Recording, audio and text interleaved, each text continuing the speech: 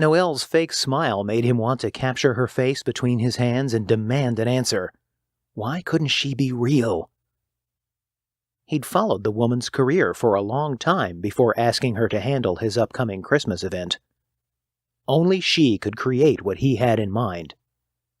He'd read all the society trash that labeled her the Ice Princess of Design, but he also bore an unwanted media moniker, so he wasn't inclined to lend much credence to such things.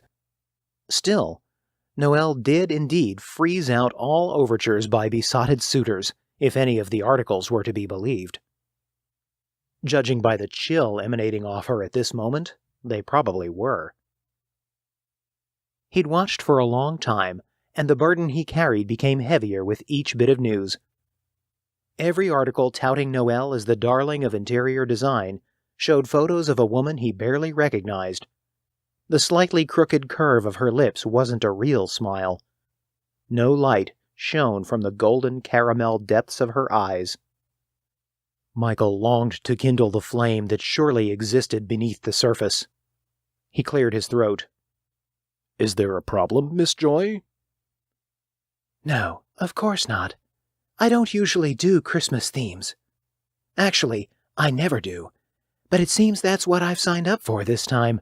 So—" She raised both perfectly shaped eyebrows and cast a glance around the spacious foyer. "Shall we get started?" Michael gave her a mini tour of his home, if that's what it could be called. He was aware the mansion lacked warmth, but he hadn't figured out how to infuse such a thing into the huge rooms and high walls that housed a single man and just enough staff to knock down cobwebs, keep him fed, and ensure he had clean clothes in his closet. Although he took Noelle through the entire ground floor, he focused his attention on the great room, a space large enough to be called a ballroom, but Michael disliked the word. "This room in particular, along with the foyer, is where I'll want you to work your magic. I also have a small chapel behind the house. That is to be included in your design efforts. In fact, I'll expect the chapel, even more than inside these walls, to be breathtaking." She nodded once, a regal, peremptory drop of her chin that made his jaw clench. "May I see the chapel?" "Follow me." He led her through a series of openings leading to a courtyard tucked between the three wings of the structure. They walked past a large fountain with multiple jets, through a winding flower garden, still bursting with color thanks to the greenhouse in which he loved to putter, and into a small wooded glade. "Oh!" Noelle clearly hadn't expected what she saw. Michael couldn't help grinning.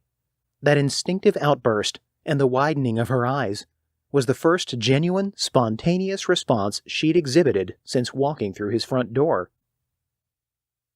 "Pretty, isn't it?" She shook her head. "A glass chapel! It's lovely, and so perfect for the setting. Are we going inside?" "If you'd like to, of course." "I would, very much." He unlocked the door, and Noelle preceded him into the glass-walled structure. Michael used the mini church for prayer and worship, with piped-in music and recorded sermons, since he rarely risked attending an actual church service. He stood back and watched her slow glide down the middle aisle, one hand trailing from pew to pew. She made her way to the front, where she turned in a graceful circle, taking in the view from various angles. A narrow creek ran just outside one long wall.